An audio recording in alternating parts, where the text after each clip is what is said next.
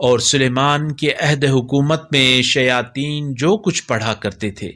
یہ یہودی اس کی پیروی کرنے لگ گئے، حالانکہ سلیمان نے کبھی کفر نہیں کیا بلکہ شیاطین کفر کیا کرتے تھے جو لوگوں کو سحر کی تعلیم دیا کرتے تھے، اور وہ اس علم کی بھی پیروی کرنے لگے جو بابل میں 2 فرشتوں ہاروت و ماروت پر نازل کیا گیا تھا، حالانکہ یہ دونوں کسی کو کچھ نہیں سکھاتے تھے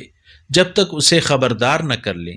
کہ دیکھو ہم تو صرف آزمائش کے لیے ہیں، کہیں تم کفر اختیار نہ کر لینا۔ مگر لوگ ان دونوں میں سے وہ سحر سیکھ لیتے تھے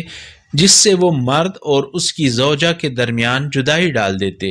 حالانکہ اذن خدا کے بغیر وہ اس کے ذریعے کسی کو ضرر نہیں پہنچا سکتے تھے، اور یہ لوگ اس چیز کو سیکھتے تھے جو ان کے لیے ضرر رساں ہو اور فائدہ مند نہ ہو۔